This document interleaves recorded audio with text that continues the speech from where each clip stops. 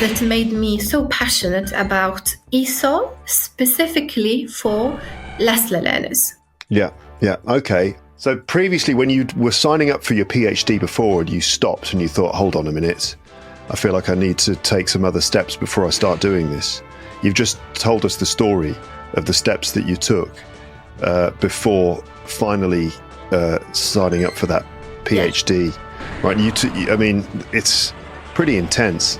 Like the work that you did, the experience you got, and the way that you apply yourself. I mean, it's, you know, you've got so much initiative and confidence and so on. It's very impressive. But you gained all that experience and sort of saw firsthand what it's like dealing with the challenges of Leslie learners, as you say. They deal with the social challenges of being refugees living in Wales and all the things that we can imagine that come along with that. But as you said, they also deal with the linguistic challenges of, if they lack literacy, that means they struggle to read and write. And so it's much harder for them to learn English when perhaps their level of literacy in their first language is not that developed. So this is what you kind of focused on. And yeah, I can see how that was so interesting for you, considering your own story and the fact that you felt a kind of kinship with the people who were going through these struggles and so on. So then you decided to start your PhD then. Yeah. And what was the PhD? I'm really sorry to interrupt you, Luke, but I just want to also add one thing.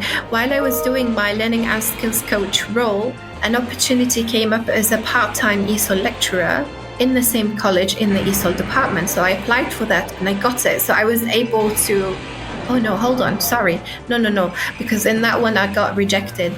So they asked for people to volunteer to do extra like evening classes so they can do an internal contract. So it's not like a proper contract. They do an internal contract with people who are already employed in the college.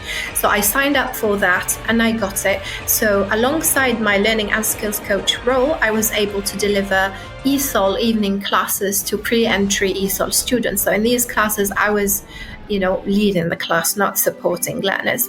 So I had these two roles at the same time. And after that, like you said, I got this idea that it's time now for me to apply for PhD. Now I've got a clear idea about what I want to do. I've worked with people, I've worked with students who belong to this specific group of learners that I'm interested in working with and researching this area. So I started applying for scholarships. Mm-hmm. Okay. We're talking about the academic context here, and I'm sort of talking to my listeners now. We're talking about the academic context. So when you talk about things like lecturers, coaches and stuff, these are all different, essentially sort of different types of teacher or different types of staff who work with learners.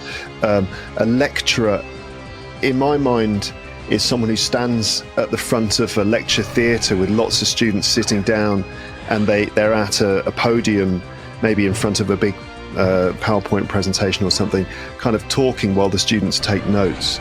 And then you've got a coach, which I imagine is someone working with people on a much closer basis, maybe on a one-to-one basis, where you're sort of sitting with them, helping them, deal with whatever issues they've got at that time. And that sort of reflects something about the way that the education happens at university.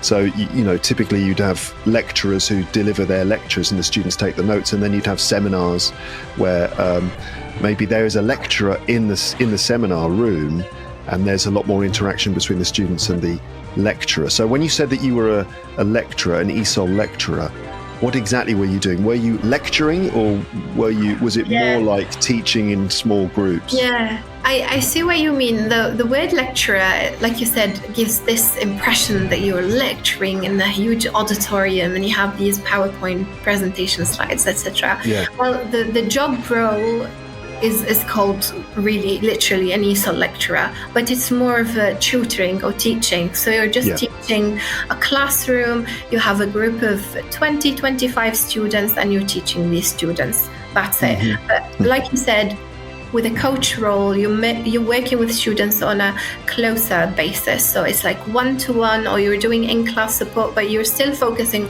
on one or two students in a class.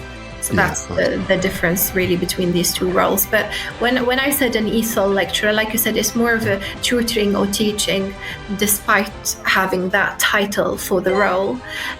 It's still leading a group of learners, the entire classroom. Okay.